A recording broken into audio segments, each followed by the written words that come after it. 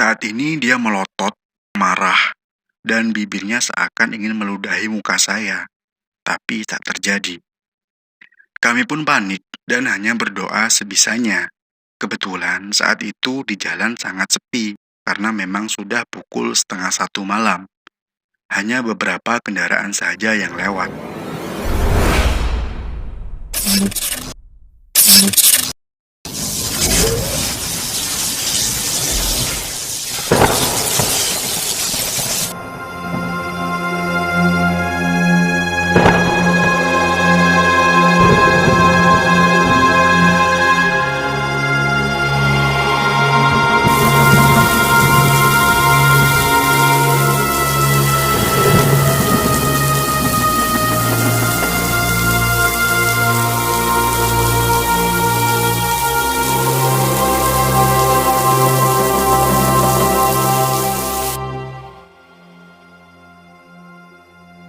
Assalamualaikum warahmatullahi wabarakatuh. Selamat malam semuanya. Apa kabar kalian? Semoga selalu sehat dan diberikan rezeki yang lapang. Amin. Jumpa lagi dengan saya Indra di Lepas Tengah Malam, sebuah channel yang membahas serta menceritakan kejadian mistis dan cerita horor yang berdasarkan cerita nyata. Cerita ini masih berasal dari Mas Jabang Tutuka dari postingannya di Facebook tentang akibat membuat pembalut bekas sembarangan. Buat kalian yang belum sempat dengerin cerita pertama, linknya ada di deskripsi ya. Tak bosan-bosan saya ingetin buat kalian yang suka dengan cerita horor, jangan lupa like, subscribe, dan nyalakan loncengnya, karena Lepas Tengah Malam bakal terus menemanimu dengan cerita horor yang menarik untuk disimak, dan tentunya cerita nyata. Yuk, tanpa berlama-lama lagi, langsung kita simak aja ceritanya. Selamat mendengarkan.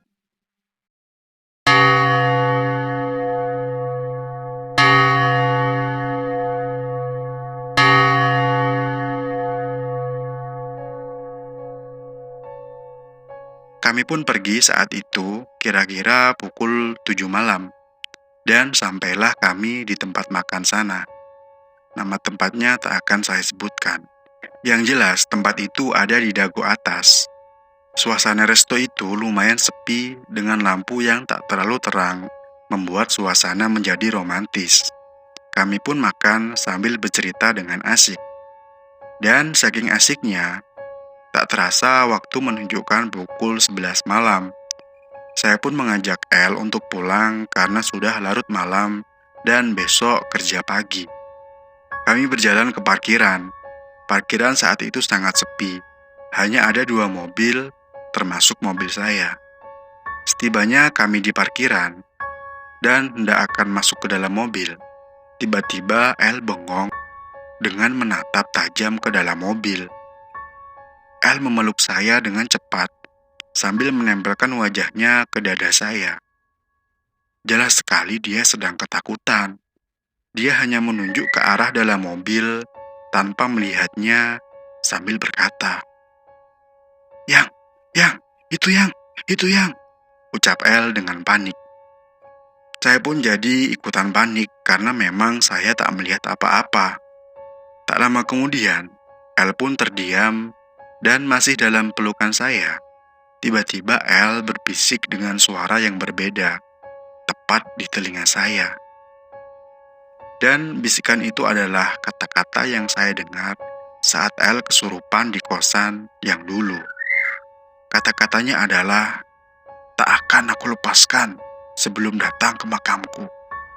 Dan saat itu juga saya membalikan wajah saya dan wajah kami saling berhadapan dengan jarak kira-kira 5 cm. Lalu saya melihat wajah El yang sangat menyeramkan. Dia menyeringai dan melotot, wajahnya tampak kusut sekali. Lalu kemudian dia pingsan, dengan saya masih memeganginya. Lalu dari arah kejauhan terlihat seorang berlari menuju kami. Ternyata ia adalah tukang parkir. Dia membantu saya memasukkan El ke dalam mobil. Saya pun kembali bingung dan takut. Akhirnya saya menelpon mamanya El sesuai perintahnya dan menceritakan semuanya. Dan dengan sigap, mamanya El pun berencana akan ke kosan El malam itu juga. Tapi saya masih bingung untuk membawa L pulang dengan keadaan pingsan seperti ini. Saya takut tiba-tiba terjadi apa-apa di dalam mobil yang nantinya akan mencelakakan kami. Akhirnya, saya pun menelpon teman saya agar ia datang ke resto bersama teman-teman yang lain. Tujuannya adalah agar ada yang menemani saya di dalam mobil dan bisa membantu saya jikalau nanti terjadi apa-apa. Belum juga teman saya datang, L pun sudah tersadar.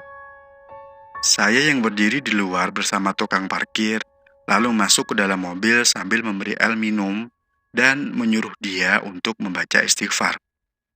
Saya pun duduk di dalam mobil sambil memijit kepala L dengan pintu yang saya biarkan tetap terbuka dan ditemani tukang parkir. Karena saya yang meminta supaya tukang parkir itu tak pergi dulu, tetap menemani saya dengan berdiri di luar.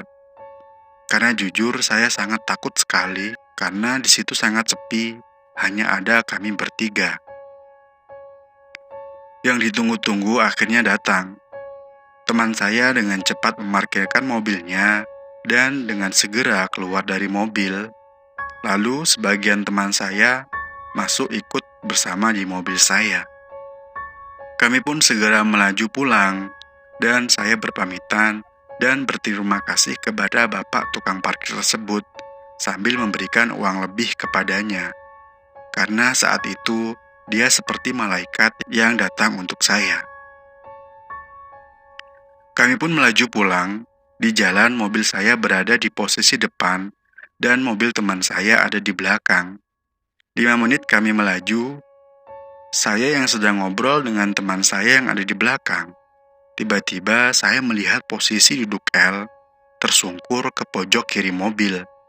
Saya berpikir dia tertidur, tapi ada yang aneh dengan posisinya.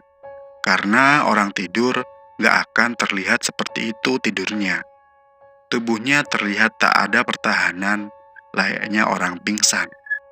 Kami pun melihat L dengan heran. Saat itu juga, saya berniat untuk membangunkannya. Belum saja tangan ini menyentuh tubuhnya. Tiba-tiba, L tertawa cekikikan dengan keras, dengan mata yang tiba-tiba terbuka dan melotot. Tapi, dengan tubuh yang masih tersungkur di pojok kiri. Serentak, saya pun menginjak rem dan segera memegang tangannya, dibantu oleh kedua teman saya, yaitu Inzi dan Wowo. Tapi memang dasar orang kerasukan, tenaganya El kuat sekali, sampai kami pun kewalahan. Untungnya, Dozeng dan Sansan segera keluar dari mobil yang satunya lagi, dan mereka pun membantu memegangi El yang terus meronta. Dan saya kembali berhadapan dengan wajah L. Saat ini dia melotot, marah, dan bibirnya seakan ingin meludahi muka saya. Tapi tak terjadi. Kami pun panik dan hanya berdoa sebisanya. Kebetulan saat itu di jalan sangat sepi karena memang sudah pukul 12:30 malam. Hanya beberapa kendaraan saja yang lewat.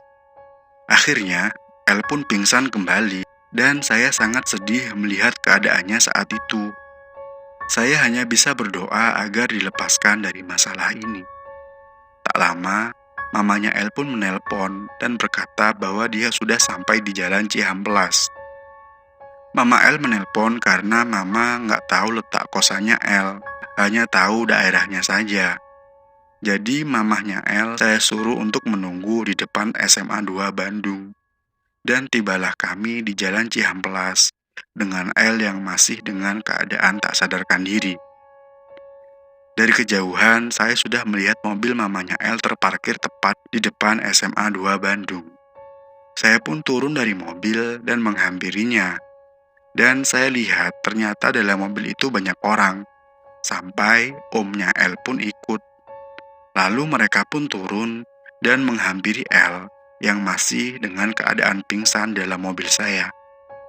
Mamanya L akhirnya menyuruh saya untuk memindahkan L ke dalam mobilnya, sambil berkata, "Adi, L mama bawa pulang dulu ya, karena keadaannya nggak baik." Saya pun mengiyakan perkataan Mama. Tapi dalam hati saya tak tega kalau tak menemani El dengan keadaan seperti itu. Akhirnya, saya memberanikan diri bilang pada mamahnya untuk ikut ke rumahnya, dengan alasan saya khawatir dan ingin mengetahui keadaan El selanjutnya. Tanpa berpikir panjang, Mama pun mengiyakan keinginan saya. Lalu, teman-teman saya pun berkata bahwa mereka pun siap menemani dan membantu saya. Ucapan itu membuat hati ini lega. Kemudian, saya pun memarkirkan mobil saya, dan saya bergabung di mobilnya Sansan bersama Dozeng, Wowo, dan Inzi. Kami pun berangkat ke rumahnya El. Tibalah kami di sana pukul 1:30 malam. Dan kami turun dari mobil untuk menggotong El yang masih dalam keadaan pingsan. Setibanya di pintu masuk, tiba-tiba ada suara dari dapur seperti ada yang melemparkan alat dapur dengan keras. Kami pun kaget dan segera menidurkan El di kursi ruang tamu, lalu mengecek suara itu. Tapi ternyata tak ada barang apapun yang jatuh. Mengapa kami menidurkan El di ruang tamu? Karena jika di kamarnya, kami takut terjadi sesuatu. Tak begitu lama El didudukkan di atas kursi. Tiba-tiba dengan gerakan yang sangat cepat, El berdiri dengan tegap dan lurus dengan mata yang kosong, melotot, lalu perlahan menundukkan kepalanya sedikit sambil memegangi rambutnya yang sudah acak-acakan. Tak ada suara saat itu yang keluar dari mulut El, hanya suara desahan nafas seperti orang yang sedang marah, dengan bentuk bibir yang menjadi monyong dan bergerak seperti sedang mengemut sesuatu. Padahal tak ada apa-apa dalam mulutnya. Saat itu, saya merasa takut dan kasihan sekali melihat pacar saya dalam keadaan seperti itu. Mama El mendekati El, sambil mengusap-ngusap kepalanya. Sambil menangis, Mama berkata, "Siapapun kamu yang berada dalam tubuh anak saya, cepat keluarlah. Karena saya ibunya, saya nggak rela melihat anak saya seperti ini." Dan tiba-tiba, El menggelengkan kepalanya sambil tertawa cekikikan, tapi tak mengatakan sesuatu. Tak ada yang berani mendekatinya saat itu. Hanya mamahnya saja yang berada di dekatnya saat itu. Tanpa disadari, suara cekikikan El yang keras membangunkan para tetangga yang sedang tidur. Dan akhirnya, para tetangga pun berdatangan ke rumah El. Para tetangga tampak kaget melihat keadaan El. Akhirnya, salah seorang tetangga memanggil orang pintar, yang kebetulan rumahnya tak terlalu jauh dari rumah El. Tak lama, beliau pun datang dan menghampiri El. Dibacakanlah doa kepada El yang masih dengan keadaan berdiri. Lalu ia menjerit kesakitan. Kemudian ia kembali pingsan. Dan terdengar kembali suara barang yang dilempar dengan keras. Tapi kali ini suara itu terdengar dari kamar El, bukan dari dapur. Bapak yang menyembuhkan El pun berkata bahwa makhluk ini sangat kuat, dan beliau pun tak sanggup untuk menyembuhkan sampai total. Beliau hanya bisa menyembuhkan sementara saja, tutur bapak itu. Kami pun berterima kasih kepada bapak itu. Akhirnya kami mendekat. Saya yang tak tega melihat keadaan El saat itu hanya bisa berdoa. Tak lama kemudian, akhirnya El sadar, dan dengan kondisi yang sangat kelelahan, kami semua berkumpul di ruang tamu untuk menunggu El. Dan tak lama kemudian suara adzan subuh berkumandang. Tak begitu lama, akhirnya yang ditunggu tiba. Matahari pun muncul. Inilah yang membuat saya tenang. Hari semakin siang, semua orang masih berkumpul di rumahnya El, kecuali omnya. Posisi kami masih berada di ruang tamu saat itu. Ada yang tidur, ada yang juga masih tetap terjaga. Saking seremnya suasana saat itu, ke kamar mandi pun saya dan teman-teman saya harus saling mengantar. dan menunggu di depan pintu kamar mandi, kecuali untuk Inzi dan Dozeng. Jika mengantar mereka, kita pun harus ikut masuk ke dalam kamar mandi, saking ketakutannya mereka. Kondisi El pun semakin membaik, dan sudah terlihat normal seperti sedia kala. Tak lama kemudian, omnya El datang lagi dengan membawa seseorang yang baru saya lihat. Setelah berkenalan, ternyata dia adalah orang yang mau mengobati El. Diberikanlah El doa-doa dan air dari botol aqua oleh orang tersebut. Lalu orang itu berkata, "Sudah, jangan takut. Sudah saya pagar si Neng ini." Dan El pun menanyakan, apa saya udah boleh pulang ke kosan pada orang pintar tersebut. Dan orang itu menjawab dengan tenang, "Oh, sudah boleh. Neng udah saya bersihkan, dan makhluk itu nggak akan mengikuti Neng lagi, karena sudah saya pagar di dalam rumah ini, dan akan saya bakar sebentar lagi," kata orang itu. Anehnya, saya sedikit ragu. Dalam hati saya berkata, masa sih segampang itu? Tapi ya sudahlah, mungkin dia benar. Semoga tak terjadi apa-apa lagi pada El. Akhirnya selepas maghrib, kami pun pulang. Karena El yang kekeh untuk cepat-cepat pulang ke kosannya. Mama hanya berpesan seperti biasa, "Tolong jagain El ya, dan cepat kabari Mama jika terjadi sesuatu." Saya pun mengiyakannya. Berangkatlah kami untuk pulang ke kosan. Tibalah kami di kosan El kira-kira pukul 8 malam. Karena jalan sedikit macet saat itu. Kami memasuki kamar El sambil bercanda agar suasana menjadi cair. Tibalah pukul 9:30 malam dan teman-teman saya berpamitan untuk pulang pada El karena kelelahan. Tapi tidak dengan saya. Saya berencana akan tidur menemani El karena takut terjadi apa-apa lagi. Tapi El malah bilang, "Nggak apa-apa yang, aku tidur sendiri aja. Lihat nih, kondisi aku udah baik banget. Dan aku udah nggak ngerasa serem lagi, karena udah dikasih doa sama bapak tadi," kata El sambil tersenyum. Saya pun merasa kesal dan jengkel dengan perkataan El itu. Dalam hati saya berkata, keras kepala banget emang pacarku ini. Dan dengan terpaksa, saya pun mengiyakan permintaannya. Saya berpamitan pulang, dan ketika saya baru keluar dari kamarnya, El berkata dengan keras, "Nanti pagi kesini ya, kayak biasa nganterin aku kerja," katanya sambil tersenyum. Saya pun hanya mengangguk sambil tersenyum. Dan akhirnya saya pun pulang bersama teman-teman. Sampailah saya di rumah. Dan ya, tujuan saya adalah tak lain tak bukan langsung lari menuju ke dalam kamar. Karena tubuh saya sudah sangat lelah dan sangat merindukan kasur di kamar saya. Saya pun langsung berbaring ke atas kasur karena sudah merasa lelah sekali, sampai tak sanggup untuk pergi ke kamar mandi untuk mencuci muka dan kaki. Meskipun ngantuk, saya menyempatkan diri dulu untuk chat seperti biasa bersama El, untuk memastikan bahwa dia udah tertidur. Dan akhirnya chat saya tak dibalas lagi, berarti dia udah tidur, pikirku. Kemudian, ketika saya hendak terlelap, tiba-tiba saya kaget karena teringat bahwa hari ini adalah hari Senin. Saya kaget sendiri, takut terjadi sesuatu lagi. Saya pun memaksakan mata ini untuk tetap terbuka, karena takut terjadi sesuatu pada El lagi. Waktu itu menunjukkan pukul 3 pagi, dan yang saya khawatirkan akhirnya tak terjadi. Ternyata El tak menghubungi saya.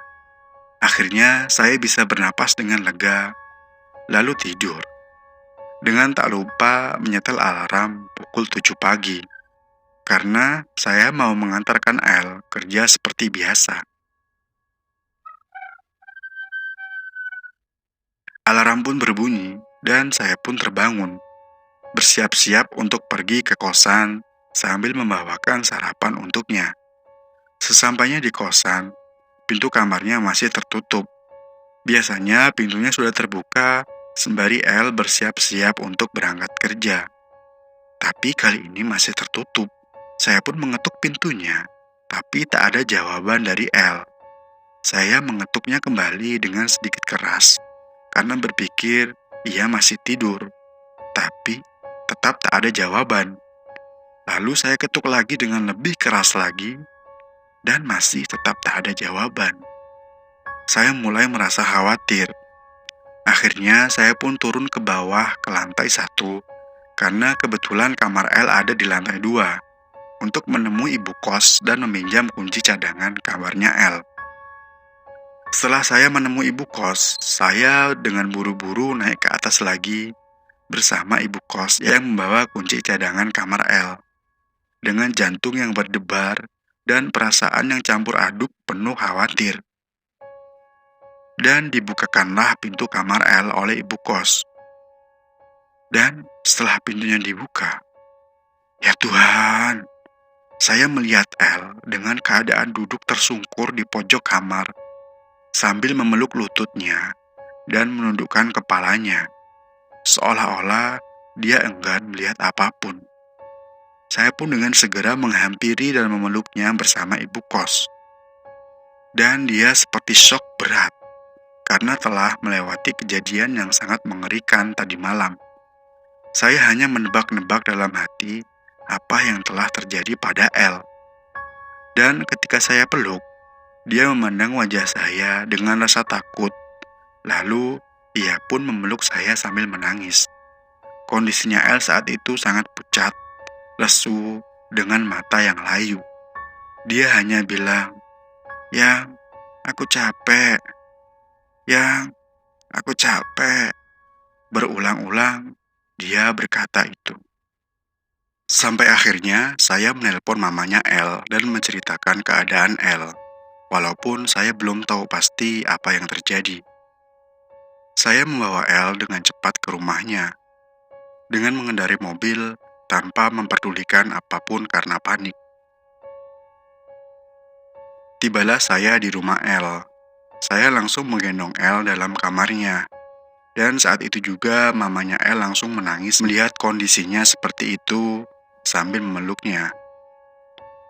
Akhirnya, dengan rujukan dari saudara-saudara L pun disarankan oleh saudara-saudaranya untuk berobat ke daerah Garut. Karena kebetulan salah satu saudaranya ada yang mengenal seseorang yang bisa menyembuhkan L. Tanpa menunggu lama, kami pun pergi ke daerah Garut. Daerahnya tak akan saya sebutkan. Bersama beberapa saudara L. Selama di perjalanan, L hanya melamun dan bersandar di mamahnya tanpa mengucapkan sepatah kata pun. Dalam hati saya berkata, berarti benar, bapak yang mengobati kemarin itu cuma bohong dan mengada-ngada. Setelah melewati beberapa jam perjalanan, tibalah kami di sebuah desa di Garut. Turunlah kami dari mobil dan kami berjalan sedikit jauh dari parkiran menuju rumah orang yang dituju. Akhirnya, tibalah kami di sebuah rumah yang asri, terlihat hangat dengan tanaman-tanaman hijau di depan rumahnya. Ketika kami berjalan, belum sempat kami mengucapkan salam, tiba-tiba sudah muncul seorang kakek di depan pintu dengan wajah yang ramah dan menyenangkan. Kami pun mengucapkan salam dan dijawablah oleh si kakek tersebut. Ketika langkah kami semakin mendekat untuk masuk ke rumah itu, tiba-tiba kakek berbicara pada L, yang artinya, "Pergi kamu? Mau ngapain kamu ngikutin anak ini?" Kami pun kaget. Dalam hati saya berkata, kakek ini sepertinya sudah mengetahui kejadian yang menimpa L. Si kakek pun akhirnya mendekati L dan membacakan doa di atas kepalanya. Seketika itu, L seperti merasa kesakitan, tapi tak berteriak, hanya menyeringai. Akhirnya kami pun dipersilahkan masuk oleh kakek dan diajak ke sebuah ruangan kecil yang hanya bisa menampung sekitar 6 orang saja. Saya mengikuti masuk dan sebagian saudara L menunggu di luar. Belum lagi saya menceritakan kejadiannya, kakek tersebut sudah berbicara dan menebak sesuatu yang telah terjadi pada L. Lalu kakek itu berkata, "Jangan dilama-lamain, kasihan anak ini harus cepat-cepat diobati." Tak lama kemudian, kakek itu pun memanggil makhluk itu dan memasukkannya ke dalam tubuh L. Suasana ruangan seketika menjadi dingin saat itu. L juga berubah seperti menjadi orang lain. Tapi kali ini, L yang telah dirasuki makhluk itu menangis sambil terbungkuk dan berkata, "Saya sakit hati sama anak ini. Anak ini sudah mengotori tempat saya." Sambil menangis terisak-isak tanpa air mata. Saya langsung teringat dengan pembalut yang L buang dan hilang di kamar mandi saat itu. Tak lama makhluk itu pun pergi, dan saya menceritakan kejadian seluruhnya dengan terbata-bata pada kakek tersebut. Dan kakek itu hanya tersenyum, lalu berkata, "Temuin nenek-nenek itu." Pikiran saya langsung tertuju pada nenek penjaga kosan. Kakek itu kembali berkata, "Tanyakan pada nenek itu, di mana makamnya." Saya pun ingat kembali perkataan L ketika kerasukan yang menyebut-nyebut soal makam. Tak lama kemudian, akhirnya L didoakan oleh kakek tersebut, dan kami pun pulang kembali ke Bandung. Pesan si kakek, jika sudah diberitahu makamnya, cepat kita pergi ke makamnya. Seiring pulang, keadaan L membaik setelah diberi doa oleh kakek. Dan L pun mulai berbicara, dan saya bertanya padanya apa yang menimpanya kemarin. Akhirnya L bercerita bahwa ketika malam itu, ketika kami chat di BBM, ternyata L tak tidur. Yang terjadi adalah L melihat sosok makhluk itu, dan yang mengerikannya adalah makhluk itu menampakkan dirinya di depan mata L. Makhluk itu berdiri di dalam kamar mandi, karena kebetulan kosan L yang saat ini kamar mandinya di dalam. Dan saat itu, pintu kamar mandi dengan keadaan terbuka. L melihat dengan jelas wajahnya yang pucat, melihat dengan tatapan marah ke arahnya, dengan muka yang membiru dan lidah yang menjulur. Tak lama, pintu kamar mandi itu tertutup dengan sendirinya. Lalu terdengar suara dari dalam memukul-mukul pintu kamar mandi. Dan tampaklah makhluk itu lagi. Kejadian itu berulang terus-menerus sampai akhirnya berhenti ketika terdengar adzan subuh. L berkata, "Aku nggak bisa berbuat apa-apa. Yang bisa aku lakukan saat itu hanyalah menutup telinga dan mataku." Saya pun memegang tangannya sambil menguatkan dia dan membayangkan tersiksanya dia di malam itu. Dalam hati, saya merasa geram dengan makhluk itu karena telah mengganggu orang yang saya sayangi. Dan ini sudah keterlaluan, pikir saya. Setibanya di Bandung, saya pun tak menunggu lama, langsung tancap gas pergi mendatangi kosan yang lama untuk menemui nenek tersebut. Padahal hari itu sudah gelap dan waktu menunjukkan pukul 9:30 malam. Meskipun ada terlintas rasa takut di benak saya ketika memasuki kosan itu, bayangan kejadian yang dulu terjadi langsung terlintas di pikiran saya. Tapi, kesembuhan L lebih penting saat ini bagi saya. Saya pun memberanikan diri mengetuk pintu tempat tinggal pemilik kosan tersebut yang berada di samping kos, dan nenek itu keluar. Saya pun kaget dan takut melihat raut wajahnya.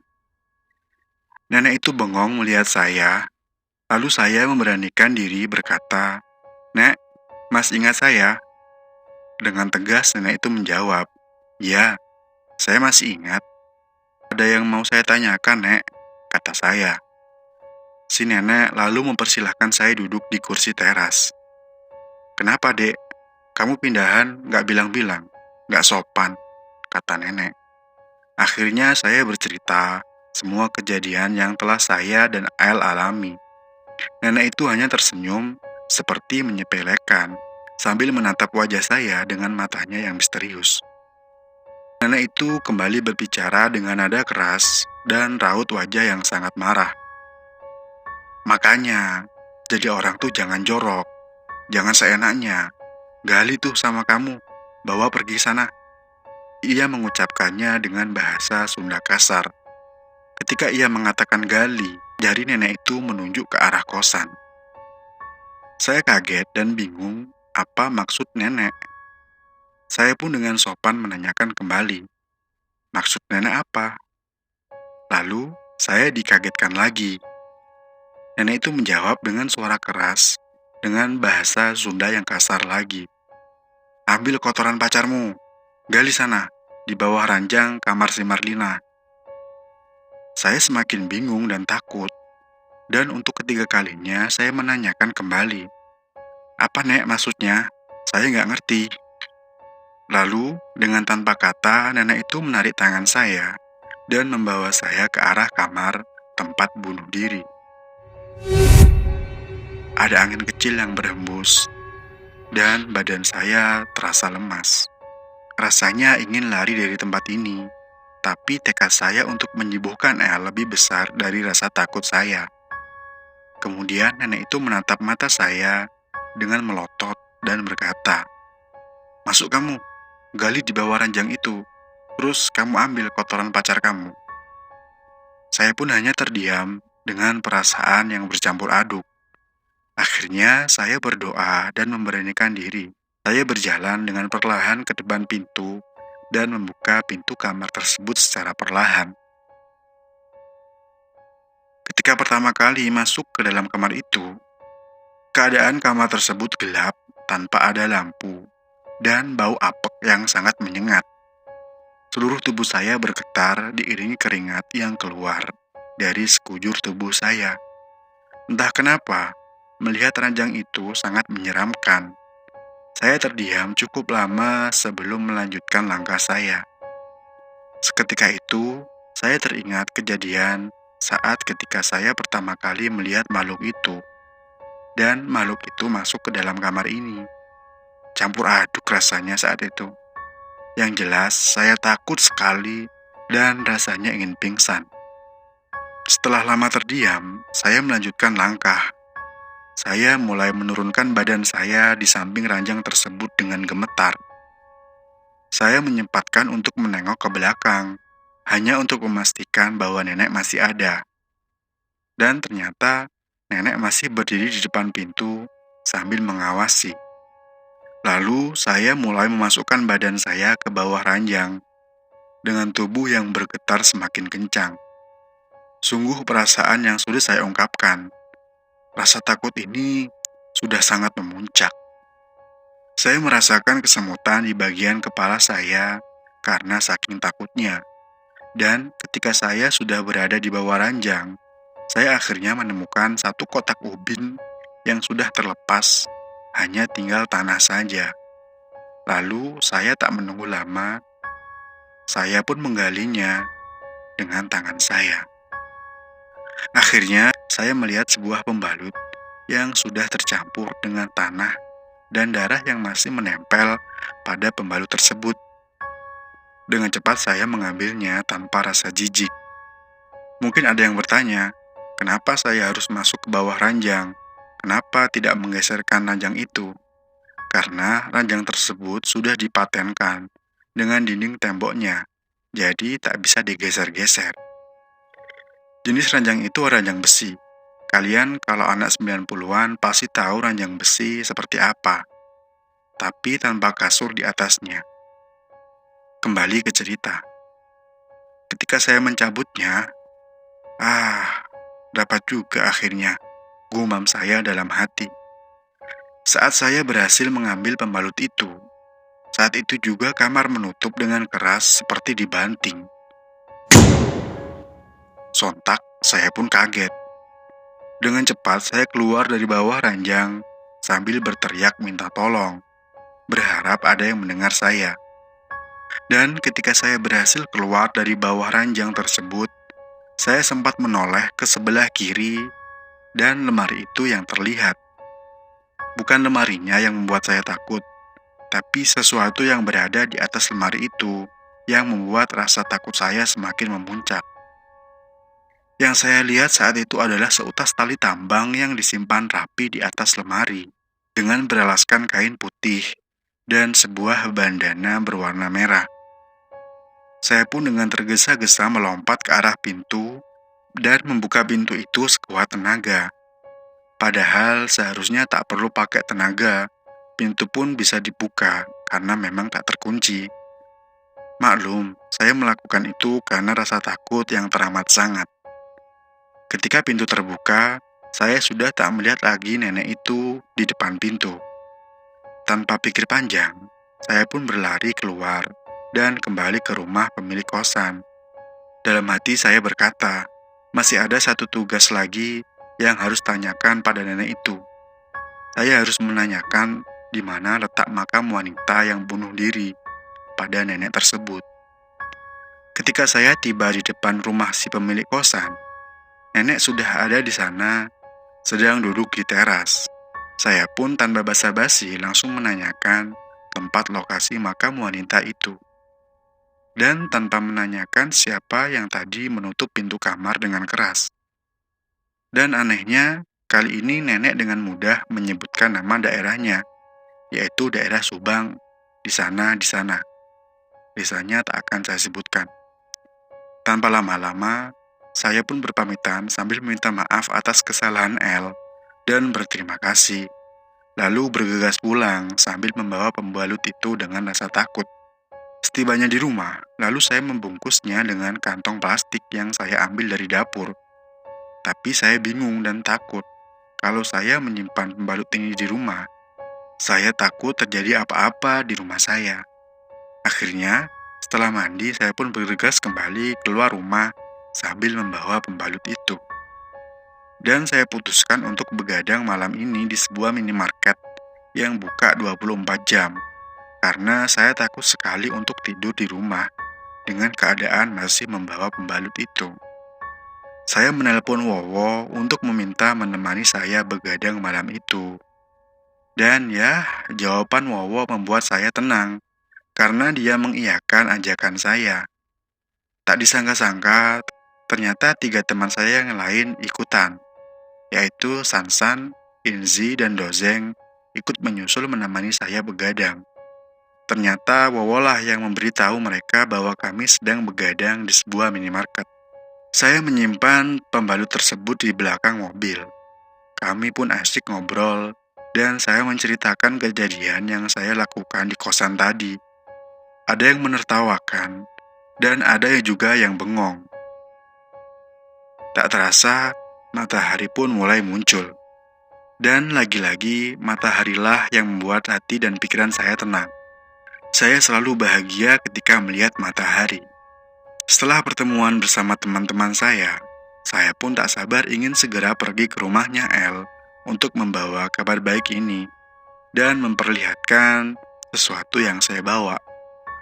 Akhirnya, saya pun tiba di rumahnya El sekitar pukul 9 pagi. Saya masuk ke rumahnya El dan bertemu dengan El dan keluarga yang lain. Lalu saya memperlihatkan sesuatu yang saya bawa dalam kantong kresek, yaitu pembalut El. El dan keluarganya kaget dan mempertanyakan dari mana saya dapatkan pembalut itu. Lalu saya menceritakan semua kejadian yang saya alami, saya lihat, dan saya dapatkan. Tak butuh waktu lama, mamanya El langsung mengajak saya dan saudara-saudaranya untuk pergi ke Garut menjemput kakek yang mau mengobati El. Setibanya di Garut, tanpa lama, kakek langsung masuk ke dalam mobil. Belum jauh pergi, tiba-tiba kakek menyuruh berhenti di sebuah pasar di Garut. Ternyata kakek ingin membeli sesajen yang saya sendiri pun tak tahu dan tak mengerti itu apa. Kami melanjutkan perjalanan menuju Subang dan tibalah di sebuah desa. Lalu kami menemui salah seorang warga dengan tujuan untuk menunjukkan dan mengantarkan kami ke tempat makam wanita tersebut.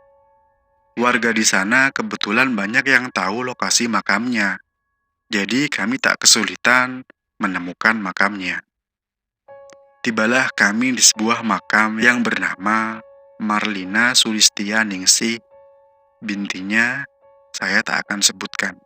Saya kembali mengingat kejadian-kejadian yang saya alami bersama El. Duduklah kami bersama kakek di samping makam sambil berdoa.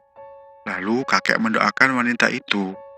El yang berada di situ tiba-tiba menangis sambil mengucapkan, "Maaf, maaf, maaf," di makam itu dengan berulang-ulang. "Maafkan aku, Marlina," tutur El sambil menangis terisak-isak. Setelah kakek selesai berdoa, dia menyiramkan air dan bunga di makam itu. Pulanglah kami, tapi masih ada satu hal yang bikin saya mengganjal, yaitu pembalut, karena saya hampir terlupa memberikannya pada kakek. Akhirnya, saya pun memberikan pembalut itu pada kakek. Entah apa yang kakek itu lakukan pada pembalut tersebut. Tak lama kemudian, kakek memberikannya pada El dan menyuruhnya membuang pembalut itu. Dengan syarat, badan harus dalam posisi membelakangi sungai dan harus dibuang di sungai yang mengalir deras. Oh ya, pembalut itu dibungkus oleh kakek dengan kain kafan layaknya mayat. Akhirnya, saya pun menemani El membuang pembalut yang sudah dibungkus itu di sebuah sungai di Bandung. Setelah kejadian itu, El yang sudah meminta maaf di makamnya, lalu pembalutnya udah dibuang, El juga diberi doa oleh kakek. Si kakek berpesan agar lebih rajin beribadah dan berhati-hati dalam mencari tempat tinggal, terutama untuk lebih berhati-hati membuang bekas pembalut. Kami bersyukur akhirnya kejadian menyeramkan itu tak muncul lagi sampai saat ini. Dan saat itu, El masih tetap tinggal di kosan itu, karena menurut si kakek, kosan itu aman, dan El pun bertahan di sana hingga kurang lebih 2 tahun. Sebenarnya saat ini kami sudah tidak berhubungan lagi. Sudah hampir 2 tahun kami berpisah, tapi saya tetap menjaga komunikasi bersama El, sekedar hanya untuk menanyakan kabar. Sekian, dan terima kasih. Wassalamualaikum warahmatullahi wabarakatuh.